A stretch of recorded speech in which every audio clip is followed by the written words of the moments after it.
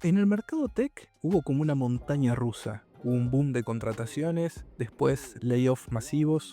¿Cómo está hoy el panorama para el talento latinoamericano y qué cambió definitivamente? Sí, es verdad que muchas empresas pidieron un montón de gente y bajaron los salarios, ya no ofrecen sueldos tan inflados, pero también lo que pasa es que las vacantes con salarios más altos que yo he tenido como reclutadora, les diría que las tuve estos últimos 2 meses. Si bien es verdad que no hubo nunca quizás tanta exigencia, incluso para un junior se le exige un montón saber para entrar a un trabajo, pero al mismo tiempo la vara nunca estuvo tan baja en cuanto a cómo resaltar cuando se postulas a un trabajo. O sea, ellos quieren que el empleado que trabaja con ellos no pueda crear su emprendimiento o su startup al mismo tiempo que trabaja con ellos. Por eso lo quieren en la oficina, porque no quieren que haya nueva competencia. A veces, o sea, realmente reconozco que hay tweets que son puro bait o incluso posteos en LinkedIn que son puro bait y que expresan mi opinión, sí, de la peor manera posible, que quizás no representan lo que yo, no me representan como persona en su totalidad. Y si me odian, soy. Es lo que hay. Bienvenidos a un nuevo episodio de Referentes. Hoy tenemos el placer de contar con una de las voces más destacadas y sin duda más polémicas del ecosistema tecnológico y del recruitment tech en Latinoamérica, Juana Servio. Conocida por muchos en redes como Nita, Juana es manager en Tech Recruitment, fundadora de Carrier Tech y de Normis Network. Dirige equipos distribuidos, impulsa la formación de equipos para startups en múltiples regiones y brinda consultoría en branding y cultura empresarial. Con más de 10 años de trayectoria, se ha especializado en conectar el mejor talento de la TAM con empresas innovadoras de todo el mundo. Pero su perfil va mucho más allá del reclutamiento.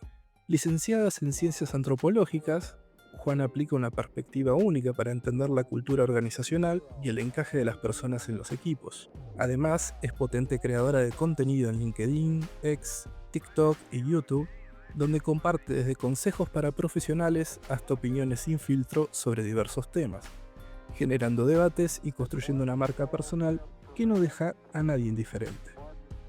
En 2025 fue reconocida como una de las principales influencers B2B de Argentina. Hoy vamos a conversar con Nita sobre las tendencias en el mercado laboral tech, la irrupción de la inteligencia artificial, los desafíos de construir una marca personal y la delgada línea entre las opiniones personales y la identidad profesional. Bienvenida, Juana. Un gusto tenerte en Referentes. Gracias por invitarme y por la presentación. Nada, bueno, muy contenta de estar acá. Gracias. Tu formación es en antropología, algo bastante alejado del mundo recruitment tech. ¿Cómo fue ese salto? ¿Fue algo planeado o la vida te fue llevando por ese camino? Bueno, eso te iba a comentar. Nunca terminé la carrera en realidad, o sea, sí la terminé de cursar, hice todas las materias, pero nunca presenté la tesis final. Yo empecé a estudiar bueno, en el 2013, me parece, 2012, antropología, porque yo desde hacía muchos años, desde chica quería estudiar antropología, me encanta todo el tema de evolución biológica y cultural del ser humano, digamos. Y empecé a estudiar a los 18 y bueno, avanzando en mi carrera durante varios años, pero al mismo tiempo empecé a trabajar muy de casualidad, pero te diría 100% de casualidad en tecnología a los 20 años. Mi primer trabajo fue en un call center de Samsung, era soporte técnico. Y mientras estudiaba toda la carrera de antropología, ya iba casi por la mitad a los 21, 22.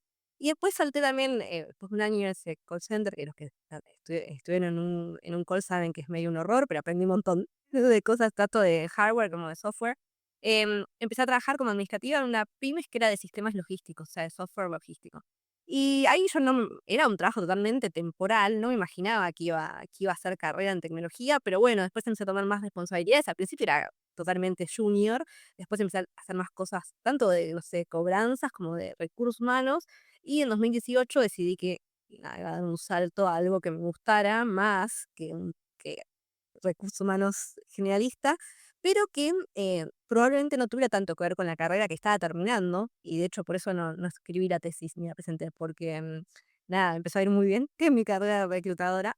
Em, Algo que me gustara un poco más, quizás que uniera un poco ciencias sociales y humanidades con tecnología, pero que tuviera una salida laboral que a mí me permitiera tener el tipo de vida que yo quería, que implicaba ganar más dinero quizás que con las salidas laborales clásicas de antropología. Así que bueno, es más larga la historia, pero básicamente un poco es eso. Siento que ahora le logré encontrar la vuelta quizás. Hay cosas de antropología que reaplico a mi trabajo, como vos mencionaste, lo de cultura organizacional, por ejemplo, o de identidad en las redes. Tanto, no sé, la marca personal de una persona como la marca empleadora tienen mucho que ver con la cultura alrededor, ¿no? De la sociedad, como también la cultura interna de una empresa, pero bueno, no es la salida tal más esperable para alguien que estudió humanidades. Pasa mucho, ¿no? En humanidades se vuelve complejo conseguir buenos trabajos. Sí. Eh, Bien, mira, bueno, justo te iba a preguntar sobre eso, ¿no? O sea, ¿en qué identificas que te ayudó la carrera en ese sentido? Para lo que vino posteriormente, que es, bueno, lo que haces hoy como reclutadora o digamos, entender la cultura de las empresas. Yo creo que lo que primero me ayudó fue, hay como cosas que ayuda a cualquier carrera, creo yo, universitaria, que es, por ejemplo, aprender a aprender, que te enseñe una carrera, que por eso yo siempre digo, quizás hoy en día lo que más vale de una carrera universitaria no es el título para colgar en la pared si vos no necesitas la matrícula, ¿no? Si querés ser médico, abogado, sí, pero si no, quizás no es el título lo que más vale en una carrera universitaria, sino lo que vos aprendés, o sea, el conocimiento que adquirís, que hay gente que por ahí lo pudo adquirir de manera autodidacta súper eficiente, pero la mayoría de la gente necesita algún tipo de estructura para aprender lo primero al menos. Y lo primero es eso, aprender a aprender, ¿no? O sea, lo básico, algunos como fundamentas de la ciencia en general, ¿no? Que creo que se aprende en las primeras materias de casi todas las carreras, pero después, específicamente de antropología, yo creo que como que la carrera me enseñó a analizar las conexiones que hay entre los diferentes grupos humanos, ¿no? Porque eso trata un poco antropología, estudia al humano en sociedad, en sus aspectos culturales y biológicos.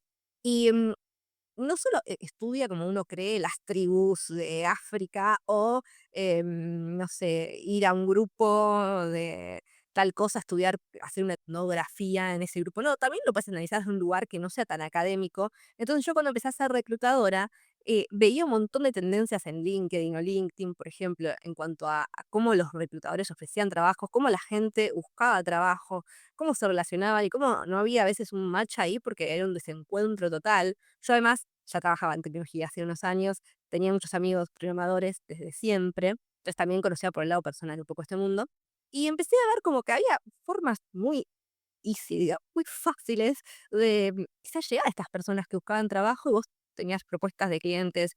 Yo trabajaba al principio después de la pymes de sistemas logísticos, empecé a trabajar en una consultora especializada en reclutamiento de latinos para una agencia de reclutamiento, ¿no?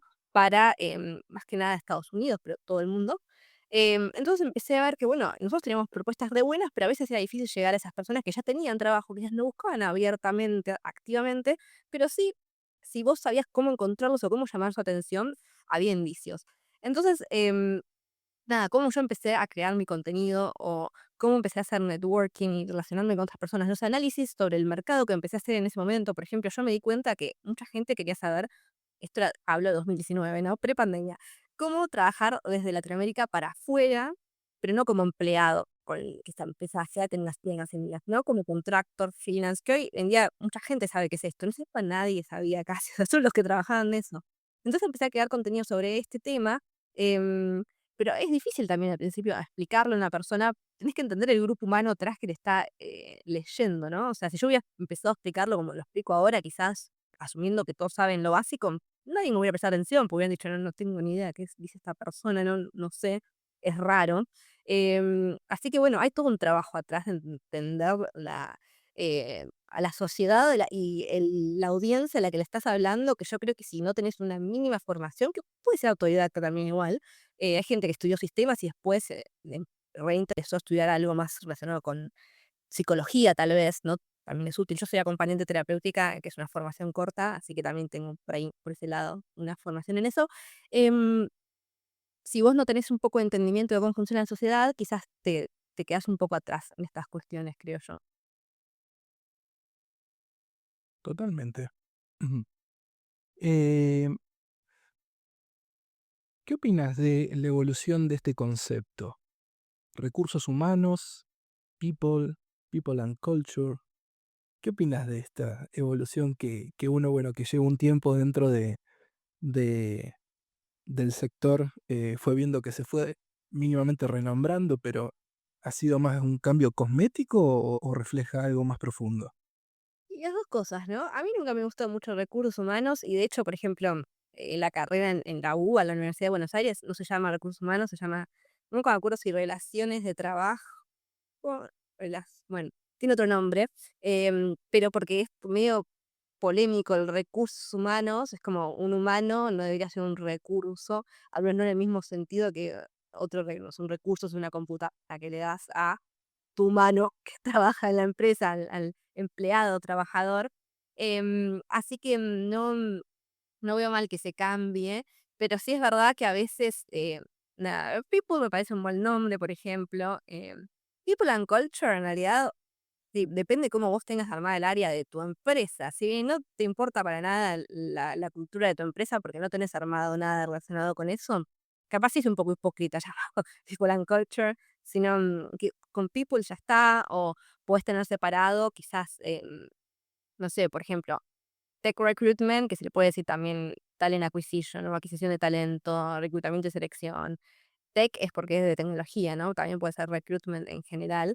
Suele ser un área bastante distinta en muchas empresas que el área como más generalista de people o de recursos humanos HR, porque tiene como prácticas muy diferentes. Ya la gente que trabaja es muy distinta. Yo, de hecho, si bien es verdad que aparezco en algunos rankings como el de Fabicon, como unas voces más influyentes. Sí, que con más influencia en HR, no lo considero como de una industria de HR específicamente o no principalmente. Sí sé del tema y hablo sobre recursos humanos a veces, pero no ya hoy en día no me considero quizás una voz de recursos humanos, sino más específicamente de reclutamiento, de empleabilidad o más orientado a una cuestión más de marketing y crecimiento de empresas, cierto tipo de startups, como que es un mundo distinto, ¿no? Entonces, no sé, hay muchos nombres, también a veces uno pone el nombre en su perfil de LinkedIn o en donde sea, por una cuestión de keywords, o sea, qué es lo más, lo, los hagas en la industria tradicional, si te van a contratar o buscar para reclutarte, te van a buscar por Human Resources, probablemente, recursos humanos, mientras que si vos trabajas en una startup, no es tan probable quizás que pongan ese nombre. O sea, es un tema medio, hay mucho humo, pero también hay como explicaciones atrás de por qué algunos nombres sí y algunos nombres no. Bien, en el mercado tech, eh, hubo como una montaña rusa, desde el 2020, digamos, pre, durante y post pandemia hubo mucho cambio. Hubo un boom de contrataciones, después layoffs masivos. ¿Cómo está hoy el panorama para el talento latinoamericano y qué cambió definitivamente? Hoy en día los puestos, las búsquedas de trabajo, es verdad que disminuyeron en comparación al boom de contrataciones en tecnología del 2020-2022, cuando estaban las empresas contratando a full talento y los sueldos eran muy inflados. Esto fue en la pandemia con el boom del trabajo remoto, que se empezó a poder contratar también, no sé, Estados Unidos, en Latinoamérica un montón. Después hubo layoffs, despidos masivos, y es verdad que hay muchas empresas eh, nada, despidieron un montón de gente y bajaron los salarios desde el 2023 más que nada. Las empresas tienen más cuidado en contratar, quizás ya no contratan así, no ofrecen sueldos tan inflados, esto vino pasando estos últimos años, ¿no? Desde 2023, sueldos tan inflados para conseguir el mejor talento, sino que prefieren esperar y pagar un sueldo más promedio y quizás si no consiguen, bueno, no pasa nada.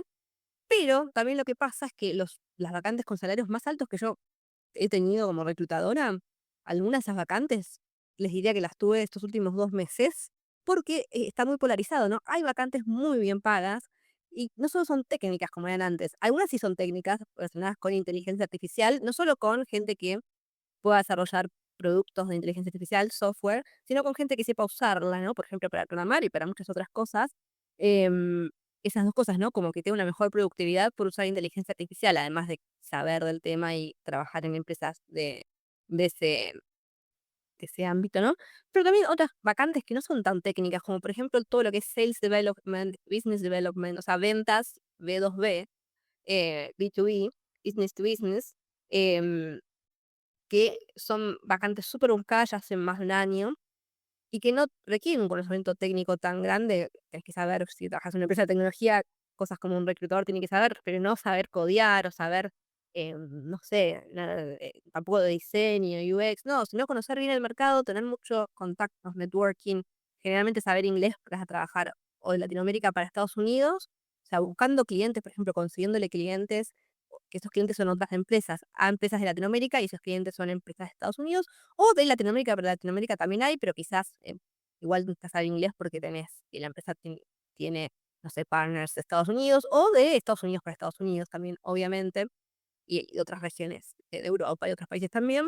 Entonces estos perfiles también son muy buscados y no son técnicos, em, y se pagan muy bien. Y hay otros, ¿no? Bueno, específicamente de nicho blockchain, por ejemplo, cripto, también esto sigue arrastrado de antes, como son pocos, ¿no? Y son muy especializados, siguen pagando muy bien, pero es verdad que en general, o sea, el típico perfil React Node, Full Stack Developer, que era súper bien pago en 2021, hoy en día también, porque hay mucha más gente que se fue metiendo en el mercado, ¿no? O sea, explotaban a full todos los bootcamps y todos los cursos, te vendían eso como que era la salvación, con esto conseguís trabajo sí o sí, es mentira, nadie que fue a intentar conseguir trabajo.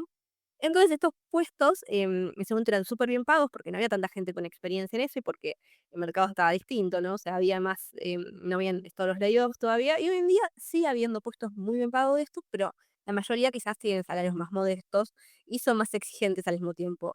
Pero lo que yo digo es que, si bien es verdad que desde que yo trabajo en tecnología, no hubo nunca quizás tanta exigencia, incluso para un junior se le exige un montón saber para entrar a un trabajo, y los procesos son más largos y te hacen más pruebas técnicas, etcétera. En ese sentido, sí, hay bastante exigencia, pero al mismo tiempo la vara nunca estuvo tan baja en cuanto a cómo resaltar cuando se postulas a un trabajo. A mí me pasa que yo recibo muchísimos currículums de gente que postula a mis vacantes de mis clientes y de gente que postula espontáneamente y me llegan con el currículum eh, adjunto y sin saludarme, mucho menos una presentación, que es lo que uno debería hacer.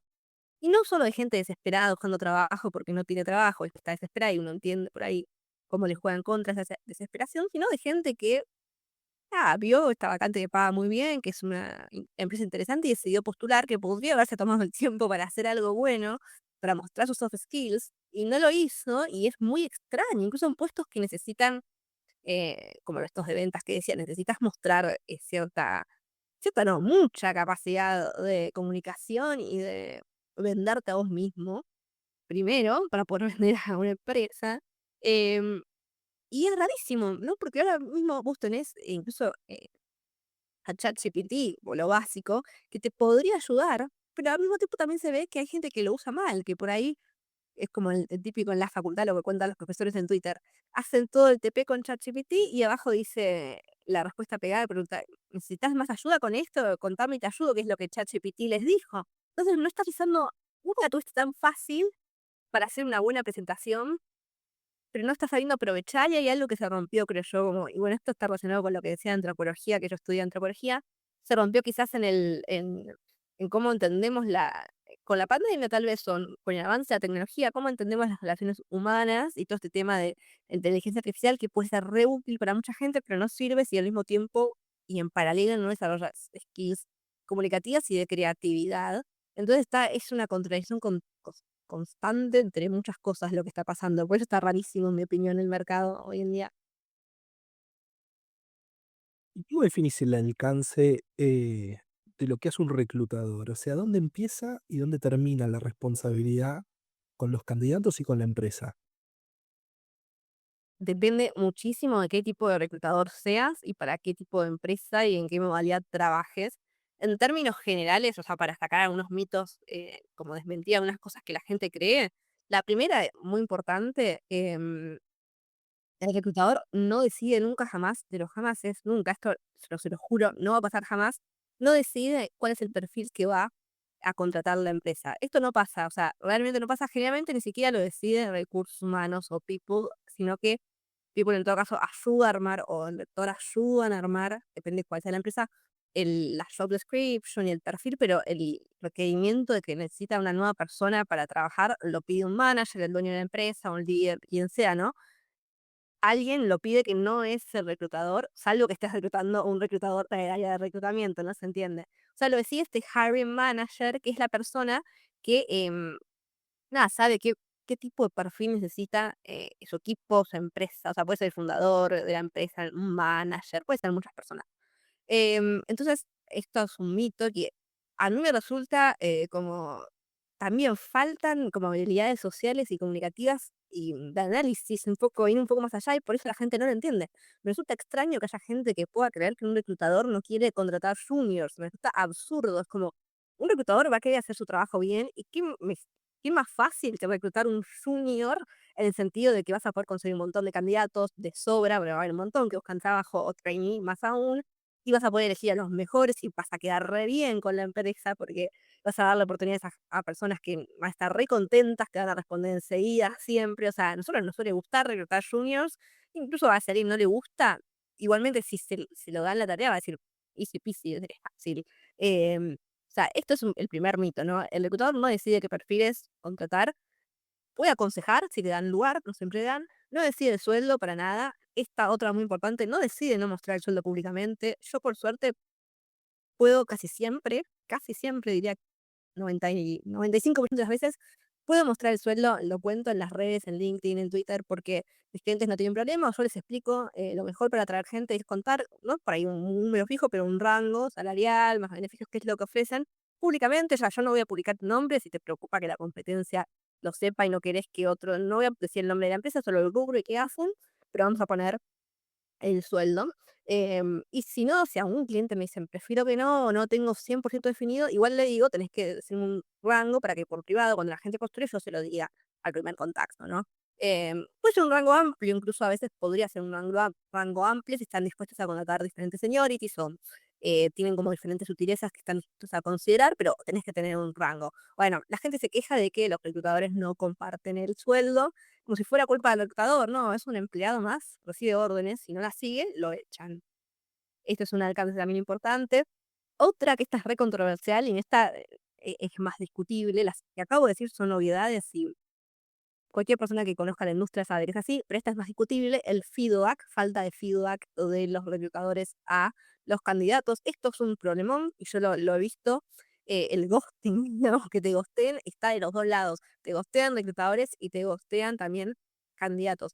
Y falta feedback o avisar que no quedó la persona, o darle un feedback. Y generalmente hay reclutadores que trabajan mal o que tienen demasiado trabajo y no pueden hacer seguimiento y está mal. Em, Sí, hay bastantes, lamentablemente, como en todos lados, hay gente que trabaja mal, pero en general la falta de feedback o que no te confirmen que no quedaste o que no te digan por qué, suele ser un nivel más arriba del reclutador. Suele ser que el hiring manager, que puede ser, repito, un manager, un líder, alguien más senior que la persona que van a reclutar, o alguien del mismo seniority, o el dueño de la empresa, no le da feedback al reclutador. Y generalmente no es de mala leche, de parte del reclutador tampoco suele ser de mala leche, y se olvida el reclutador, pero si se olvida el hiring manager no suele ser de mala leche, sino que realmente no tiene mucho trabajo y no se olvidó totalmente. Y por ahí el reclutador le hace follow up y le pregunta: "Che, este sí, este no, ¿por qué?". No responde porque contrataron ya a alguien y ya no puede seguir con ese tema, ¿no? Entonces no piensa a futuro de la persona porque en realidad no es su trabajo reclutar, no es su principal trabajo de un hiring manager reclutar. Entonces no piensa a futuro como en este puede ser un buen contacto para contratar más adelante, me gustó, pero me gustó más el otro. Y bueno, el reclutador por ahí no tiene que decirle a la persona para darle feedback. Y yo hoy en día lo que le diría es, y que lo he tenido que hacer con toda honestidad: "Mira, no me están contestando de la empresa, así que no sabría decirte si avanzaron con alguien más", le diría: "Mira, avanzaron con alguien más, así que supongo que es por esto", pero si no, o sea, no sé. Pero si vos trabajas quizás para una empresa y es un líder interno de esa empresa, un cliente interno que no te contesta, no podés decirle: "No me contesta esta persona", porque no te lo van a permitir, es motivo de despido, de hecho. Así que esa también es controversial. Y bueno, hay muchos más alcances de que puede tener el reclutador o no, dependiendo de la empresa. Hay reclutadores que hacen 100% proceso full cycle, o sea, le dice reclutamiento 365, ¿no? Como desde el primer contacto con el candidato, buscarlo, revisar los currículums, hasta que firma la propuesta e incluso poner en contacto con la gente de People para el onboarding. Algunos se encargan solo del sourcing, la primera parte, otros se encargan solo de entrevistar o de hacer el seguimiento con las entrevistas que va a tener, porque el sourcing es externo, se encarga de una agencia externa. Bueno, tiene un montón puede variar un montonazo, o sea, no vas a encontrar 2 empresas que lo hagan exactamente igual. Algunas lo hacen muy parecido, pero también esto es importante ver si vos te estás postulando para un reclutador externo que te va a presentar a un cliente o interno. Por ejemplo, tip pro tip, si escucha a un junior, em, por ahí no tiene tanto sentido que si ustedes se postulan espontáneamente, le manden a un reclutador externo su currículum, porque, no suele no s yo sería externa, no tengo mi agencia de reclutamiento y trabajo freelance para empresas, no suelen dar búsquedas juniors, porque son más fáciles y las cubren ellos solos, o el reclutador interno, incluso el manager solo. Entonces, tiene más sentido si se postulan directo a la empresa con el reclutador interno o directamente le escriben al fundador, o sea, o al manager. Así que bueno, es una pregunta amplia, pero más o menos los puntos principales que me parecen más interesantes creo que los cubrimos. Total. Ahora, entre estas tareas que vos me comentás, hoy ya se ven herramientas de inteligencia artificial que pueden filtrar currículums, hacer screening y hasta incluso algunas he visto que hacen entrevistas iniciales. ¿Cómo ves el futuro del recruiting con este tipo de tecnologías y qué cosas son irreemplazables de un trabajo humano? O si crees que hay alguno, o seremos reemplazados, o serán reemplazados los reclutadores. Bueno, justo hice un video para TikTok, que lo tenía medio abandonado TikTok, pero lo estoy retomando, hoy, y venía hablando sobre esto igual en redes. Yo creo que muchísimas cosas en reclutamiento se pueden no reemplazar, sino automatizar o hacer más rápido. Yo contaba en el video hoy que, yo tengo mi agencia de 2019, pero me dedico solo soy freelance, digamos, no estoy en relación directa con una empresa de 2022. Y en 2022, yo trabajaba con 2 además de reclutadores como freelance que a veces me ayudan, ¿no? Pero que presentan un candidato, ¿no? Además de ellos, trabajaba con 2 personas más que colaboraban conmigo como freelance, part-time, teniendo otros trabajos también, pero nada, que estaban varias horas por semana ayudándome a mí con las búsquedas, con los clientes, o yo daba talleres o cosas para tanto para empresas como para personas. Ellos me ayudaban en todo esto, ¿no? Entonces era yo y tenía un pequeño equipo. Hoy en día todo eso lo hago yo sola. O sea, estas personas se fueron a trabajar de otra cosa, de hecho, ambas. El rol del reclutador es muy versátil y de ahí puedes pivotear a muchos lados, de hecho, ¿no? Es un tema interesante. Em, pero para volver a la pregunta, lo hago sola yo y hasta me atrevería a decir que en tiempo, en cuanto a efectividad, me gusta mucho trabajar sola, ¿va? Me gusta también en equipo, soy muy sociable, pero me gusta mucho trabajar sola, digamos. Esta es la verdad, esto no lo digan en la entrevista porque no se lo van a topar como algo positivo, pero yo no estoy en una entrevista, así que no me importa. En una entrevista de trabajo estoy hablando, ¿no? Y la verdad es que lo hago, todo esto, este trabajo que yo por ahí antes necesitaba que alguien me lo haga o que me tomaba mucho tiempo, entonces tenía que delegarlo, lo hace ChatGPT. O sea, ChatGPT me hace un montonazo de cosas, tipo, arma templates para emails, arma propuestas para clientes, todo yo le digo qué hacer, ¿no? Pero él lo redacta.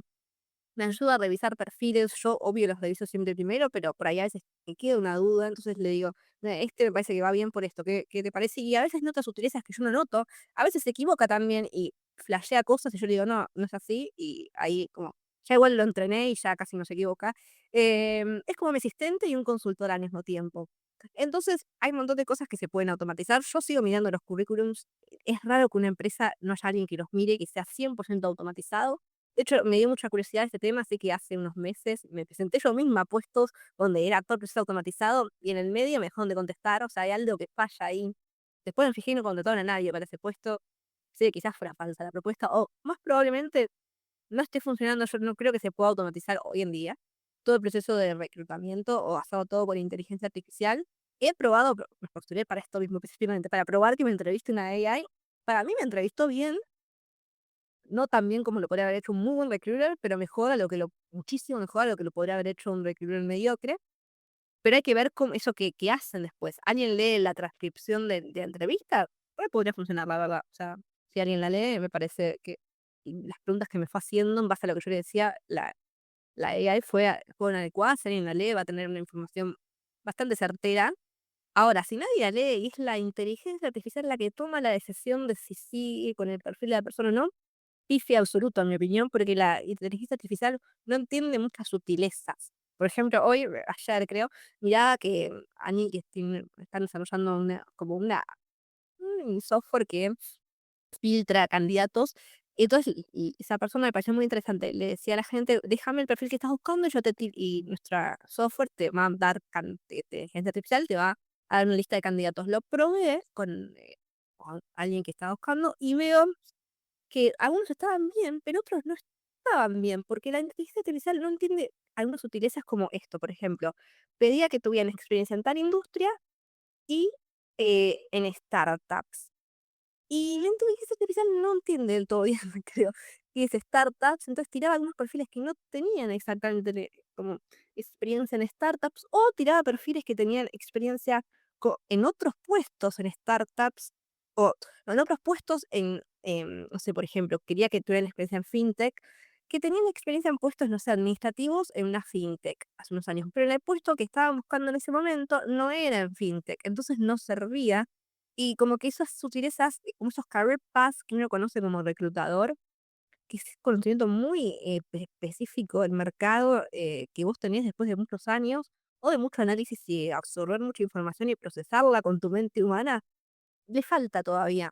Entonces, por ahí estaban buenos algunos perfiles que tiró, o sea, como filtro para ayudar al reclutador o al manager, al dueño de la empresa, sirve, pero si vos le dejas todo a la inteligencia artificial, va a ser un fail absoluto y vas a contratar muy mal, en mi humilde opinión. Hoy en día, quizás en el futuro, sí. Hoy en día no la veo, la verdad, como solucionadora de todo de todo, y además a la gente no le si a la gente no le gusta que un reclutador no le dé feedback, mucho menos le gusta que, aunque algunos digan que sí, que las reemplacen, mucho menos te va a gustar que una inteligencia artificial dé un feedback fake y sin alma, digamos, ¿no? Entonces siento que sirve para reemplazar, para ser más productivo en términos de dinero y de recursos invertidos monetarios, sí, pero en términos de reemplazo absoluto de las personas, no. Y en los roles tech, la inteligencia artificial, ¿cómo crees cómo crees, digamos, que va a terminar haciendo que evolucione ese sector? O sea, ¿hacia dónde crees que irían este tipo de roles como desarrolladores? ¿Y qué perfiles crees que tenemos que realzar para, digamos, diferenciarnos realmente? Bueno, pasa algo parecido que con los reclutadores, ¿no? La gente que para mí, ¿no? La gente, los programadores que usen herramientas, que sepan usarlas y que tengan la ventaja de haberlas empezado ya a usar, o sea, ya las vengan usando hace un tiempo desde que salieron herramientas de inteligencia artificial, van a tener una ventaja por los que no. De hecho, a mí, en algunas búsquedas ya los eh, clientes, empresas de California, la mayoría, startups, me piden que les pregunte a la gente si usan cloud o Cursor, ese tipo de herramientas, o cómo las usan, si hace cuánto que las usan, si les interesa, como para ver como para ver si es una persona que sabe usarlas, ¿no? Obviamente no vas a reemplazar.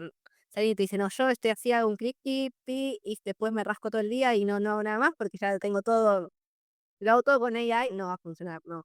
Pero una persona que inteligentemente usa estas herramientas, sí, para mí va a ser clave en todas las posiciones técnicas, e incluso posiciones más creativas, tipo de marketing, por ejemplo, o social media marketing o de copywriting.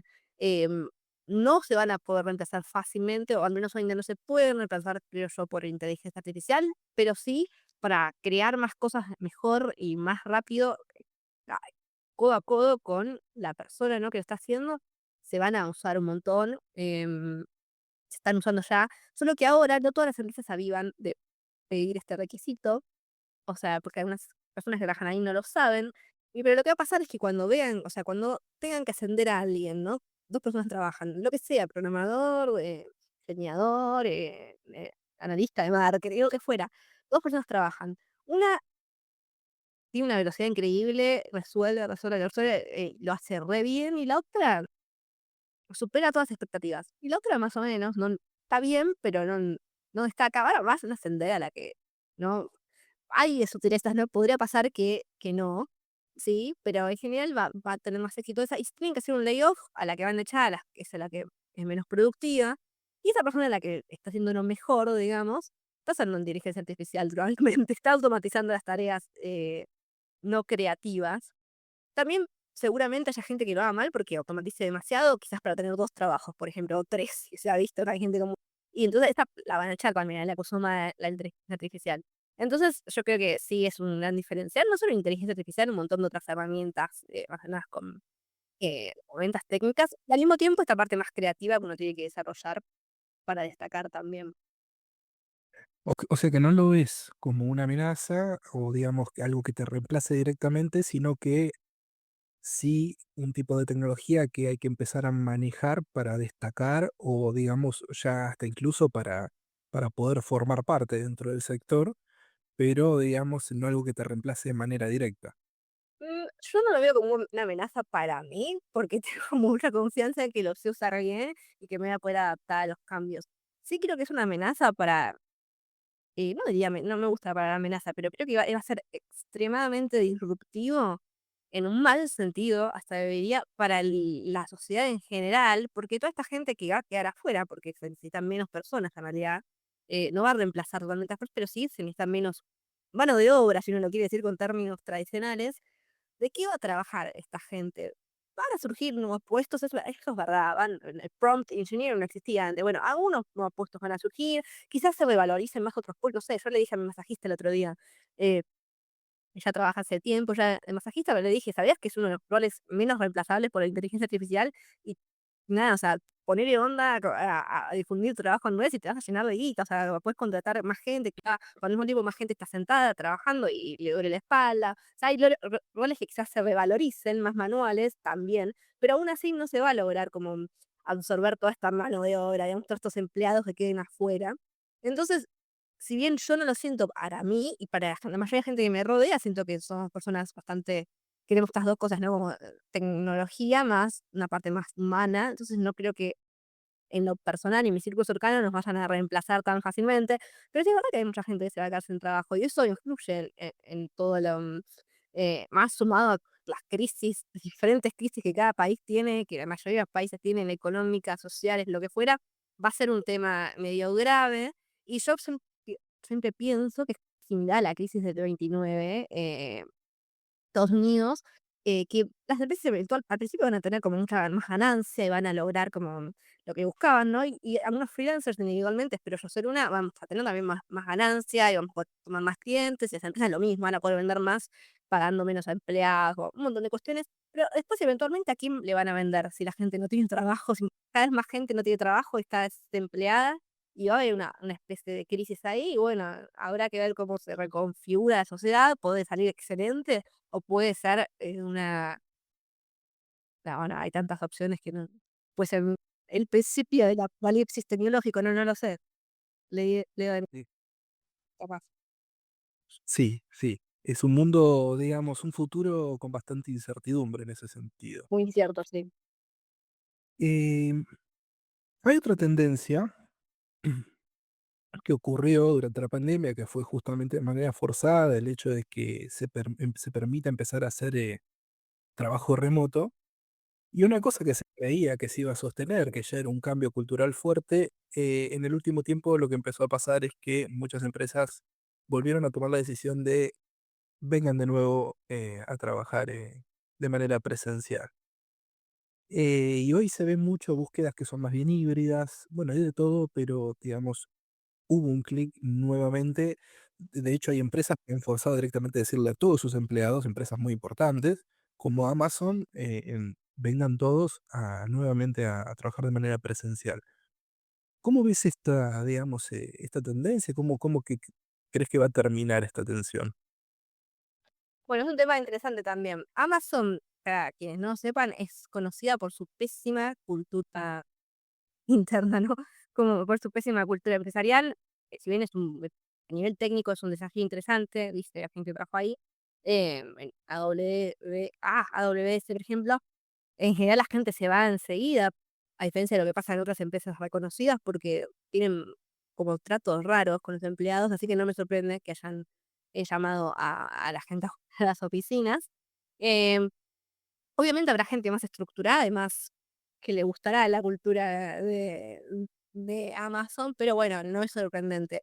Sí es sorprendente, y esto me llama la atención, me llamó la atención al principio y después lo entendí enseguida, como gente que hizo toda su carrera, no quiero decir nombres porque no quiero darles la fama que tanto buscan, fama en redes, en caso de que alguien agarre este clip y haga un clip de lo que estoy diciendo para generar bait. Ya con eso le dije todo. Pero hay gente en redes hablando a favor, gente que hizo toda su carrera en startups y buena parte de su carrera de manera remota y que pudo tener su emprendimiento, su propia startup, mientras trabajaba para otra startup, porque trabajó remoto mientras lo hacía. Y esta gente ahora habla en contra del trabajo remoto y a favor del trabajo en oficinas. Vos decís, pero flaco, hiciste toda tu carrera en remoto o híbrido a lo sumo, y ahora hablas a favor del trabajo on site. Vos construiste tu empresa porque pudiste hacerlo porque al mismo tiempo tenías un trabajo full time remoto. ¿Qué estás diciendo? Bueno, es obvia la respuesta. Ellos no quieren que otra gente nueva haga lo mismo que ellos hicieron. O sea, ellos quieren que el empleado que trabaja con ellos no pueda crear su emprendimiento o su startup al mismo tiempo que trabaja con ellos. Por eso lo quieren en la oficina, porque no quieren que haya nueva competencia. Para mí es una obviedad, me sorprende que no haya más gente diciéndolo. Esto para las startups que uno le llama la atención, que son tan modernos o los dueños son relativamente jóvenes, jóvenes en el sentido de que ya viven en un background así startupero y modernos son, y pretenden que la gente vaya a la oficina. Eso creo yo es la razón principal. Después tenés empresas dinosaurios que nada más permitieron trabajo remoto por la pandemia y bueno, después de a poco el plan siempre fue que la gente vaya volviendo a la oficina. Yo creo que está bueno híbrido en el sentido de que vos tengas un lugar para ir, tipo un coworking, por ejemplo. Vos podés ir a una oficina que si vos querés ir, vas. Em, por ejemplo, empresas multinacionales pueden tener diferentes oficinas o planes con coworkings y que incluso si alguien viaja pueda ir, o si es una empresa totalmente distribuida, pero tenés su sede en un solo lugar, hacer cada tanto, todos los años, hacer juntarse una semana, 2 semanas, poner una cosa así, para trabajar todos juntos en un lugar y vos le pagas a tus empleados para que vayan ahí. Eso está bueno, pero estar obligado a ir una vez por semana, incluso una vez por mes podría funcionar, pero una vez por semana a la oficina, me parece pésimo. Estás perdiendo talento, estás perdiendo de contratar talento en otros lugares. O sea, no vas a conseguir el mejor talento ni el talento que sea mejor match para vos. Vas a conseguir el que viva en esa ciudad o en la periferia de esa ciudad y esté dispuesto además a ir. O sea, yo pienso esto, puedo estar equivocada, sí, creo que estoy equivocada, no. Ok, ok. Quería abordar un poco otra cosa que es muy característica en vos, que es, a ver, hay una recomendación típica en perfiles que empiezan, digamos, a irse más a un modo profesional de hacer una separación de lo que tiene que ver con mi perfil público profesional y mi perfil público personal, digamos, volviéndose, transformando cuentas más neutrales en sentido de opinión. Vos elegiste un camino de opinar más abiertamente, ¿no? Sobre diversos temas, incluso políticos. ¿Por qué tomaste esta decisión? Em, Fue bastante accidental. Yo empecé a postear mis opiniones generales, no era de política o muy sutilmente, en LinkedIn, que es una red muy careta, como cualquier persona que la haya usado sabe. Em, y yo por ahí llamé la atención por esto, ¿no? Porque yo no tengo problema en decir lo que pienso. Las empresas que trabajé, mientras trabajaba como empleada o contractor, pero más onda full time, la verdad es que nunca tuvieron problema con que yo dé mi opinión, al contrario, les gustaba, pues sabía que atraía candidatos, digamos, básicamente. Em, Tuve una cierta suerte en esto, ¿no? Que nunca les molestó y más bien lo consideraban mis jefes directos, más que nada positivo. No todo el mundo le pasa eso, hay gente que no puede hablar en LinkedIn de nada que sea controversial porque no los bueno, sabe que los pueden despedir por esto. No fue mi caso, yo siempre pude. O si alguien lo vio mal, yo no me enteré o fingí demencia y no me echaron de ningún lado por eso. Pero después al mismo tiempo tengo la particularidad de que soy reclutadora y que quizás yo antes que la mayoría, había ya un par haciéndolo, pero la mayoría no, me di cuenta que el Twitter era un muy buen canal para reclutar, entonces empecé a usarlo activamente y busqué crear contenido para ayudar a la gente a conseguir trabajo también en Twitter, en todas las redes en las que están, TikTok también, bueno, Instagram, todas, YouTube un poquito. Em, entonces como que empecé a traer una audiencia más grande. Y yo siempre fui a postear en Facebook, posteaba mucho en Instagram, mi opinión personal sobre todo, o sea, política o temas personales, lo que fuera, ¿no? O sea, no hablar de mi vida personal, detalles, pero sí mi opinión sobre temas varios.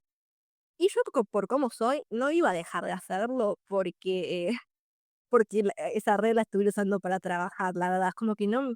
Mucha gente me dijo, separá las redes, no, hacete una profesional, una persona, pero yo ya no quería empezar de cero en ninguna de esas dos. O sea, no me decidí, la verdad, lo cierto es que no me decidí hacer una separada, hacer un Twitter separado. Ahora tengo una cuenta alt, digamos, de Twitter que hace un año y medio que la empecé a usar, la que subo boludeces, pero no es irrelevante. Si un día me despierto y me la cierran, chao, no pasa nada.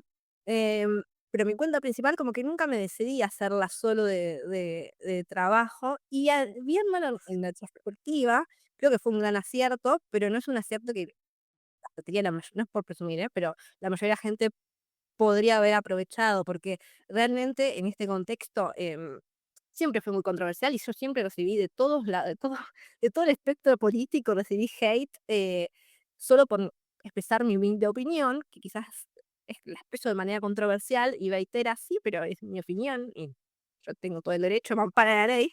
Siempre recibí hate, o sea, de todos los partidos políticos, de todas las no de los partidos políticos, de todas las personas de diferentes partidos políticos, pero nunca había sido tipo targeteada por algún tipo de organismo gubernamental, como sí me pasó estos últimos par de años por dar mi opinión, que es la misma de siempre. O sea, yo siempre le pegué a todos, a todo tipo de personas con las que yo no estuviera de acuerdo, siempre le pegué. Pero bueno, o sea, hay como una cierta, yo para mi percepción política, yo pienso, y acá puedo estar equivocada, pero creo que no estoy de vuelta, que eventualmente le haré juicio al Estado porque hay como hostigamiento, amenazas, difamación que me han hecho desde gente que trabaja para el Estado, como tendré que probar que esa gente, que ya está probado igual, pero que esa gente respondía a tal funcionario y que bueno, que me hostigaron. Em, pero bueno, yo me lo banco, me genera ansiedad, no, me genera algún tipo de malestar, algunas cosas sí, pero no. Siento que fue positivo para mi perfil y mi crecimiento, sí. La mayoría de la gente no se lo banca, entonces no le puedo decir a nadie, mira, hacelo, te va a ir re bien, vas a conseguir un montón de views. Y la verdad es que vas a poder, sí conseguir, yo estoy segura que muchos de los clientes que conseguí, empresas, personas, me encontraron por eso, ¿no? Por mis opiniones polémicas, no solo por mis opiniones más constructivas sobre trabajo y en la industria de tecnología o de reclutamiento. O sea, sí creo que y las puertas que se me pueden haber cerrado de gente que no me interesaba mucho, o sea, de empresas que no me interesaban mucho, la verdad, si pues, no me quieren contratar por eso. Entonces yo lo veo re positivo para mi perfil, pero no jamás le recomendaría a alguien hacer lo que hice yo, o que no sé cuál es el impacto que puede tener esa persona, y bueno, más aún si esa persona trabaja en una empresa, o empleado. Hay gente que la han echado, gente de diferentes partidos políticos, ¿no? Que la han echado por a veces justificadamente, ¿no? Por expresar opiniones racistas, machistas, y otras veces no, por expresar una opinión que quizás era polémica, pero estaba dentro de la no era nada ilegal lo que hizo, ¿no? Pero bueno, es un tema súper controversial ya para una charla entera. ¿Cómo manejas el hate? Hoy en día, ya hace más de un año, cuando vienen cuentas que no vienen a discutir, ni vienen a chicanear un poquito, nada así, sino que vienen con odio, amenazas, o a mentir sobre mí, los bloqueo, tipo bloque a la bolsa. No les quiero dar engagement, ¿no? O sea, chao, los bloqueo. Alguna vez agarro alguna y le respondo explicando y un poco como dejándola en ridículo y después le bloqueo. Pero Pero no te pega, digamos, emocionalmente. no, la gran mayoría no. De hecho, yo gente, a veces me río, incluso suelo leer y reírme, muchas cosas. No me suele afectar, ¿no? Pero por cómo soy yo, a mí me parece hasta, yo lo veo como no positivo que me tiren hate, sino que cierta gente piense mal de mí, lo veo positivo, como digo, estoy del lado de enfrente de esta persona, tipo, es como es lo que deseo en la vida. Sí, me parece, que ya no me está pasando tanto, pero a veces pasa como cosas que se inventan, me han truchado, tipo, tweets para que digan cosas que yo nunca dije, tipo, no sé, que odio a Messi, o sea, jamás en la vida, si hablé alguna vez de Messi fue en términos positivos o neutrales, tipo, festejando un gol, nada más. cosas así como para hacerme quedar mal. Sí, en su momento como me preocupó, bueno, ¿qué impacto puede tener esto? Yo sé que no pienso así, me chupa un huevo si fulanito tercero de Villa Colorada piensa esto, bueno, no lo conozco, no me importa, pero pienso que si otra gente lo cree, ¿qué impacto puede tener? La realidad es, no sé si habrá tenido un impacto, yo no noté ninguno. La mayoría de la gente que a mí me interesa llegar sabe que como que se da cuenta que no es verdad eso, que difunde una cuenta troll de internet, pero sí, al principio como me dejaba, como diciendo: "¿Qué hago? ¿Les respondo en su tweet?". No, porque yo los bloqueé y no pienso, darles engagement, pero al mismo tiempo tengo que responder en algún lado, como que fue al principio difícil de manejar quizás, y entiendo que para mucha gente puede ser dificilísimo manejar. También hay gente que tiene familia, yo no tengo hijos, por ejemplo, pero hay gente que tiene hijos y que le han, filtrado información de los hijos, ahí creo que sí sería más feo. Yo creo que si me hacen eso directamente voy a buscarlos y no voy a reproducir lo que haría, en esta charla, pero ya, como que sería más grave eso, ¿no? Eh, a mí ese nivel, o sea, no me han venido a buscar tampoco a la puerta de mi casa, ni cosas así. Sí me han sacado fotos, tipo, en lugares random, que después quisieron difundir, no se les viralizaron, tipo, digo: "Guau". Pero ahí me dio gracia, como tengo paparazzis que me persiguen, tipo, wow. Pero bueno, no sé, depende mucho de cada persona, la verdad es que es pésimo lo que se hace, el acoso, virtual es un horror. ¿Cómo definirías el éxito para vos? ¿Qué es el éxito? ¿Y cambió esta visión desde que comenzaste tu carrera a hoy? Mm, es muy amplio. Yo soy una persona como muy career oriented, digamos. Como que me doy cuenta, y es un sesgo mío, que le doy mucha importancia a la carrera y a lo monetario. No, lo monetario no es así en general, hay que ser rico, toda esta nueva tendencia de los que gana dinero comprando este curso que te enseña cómo vender un curso y hacerte millonario con trading. No, eso me parece pésimo. O las cosas aspiracional de tener vestida normal, o sea, generalmente me he visto simple, o sea, no soy la persona muy superficial en eso, pero sí le doy como mucha importancia al éxito profesional y que se expresa de diferentes maneras, y una es ganando dinero, ¿no?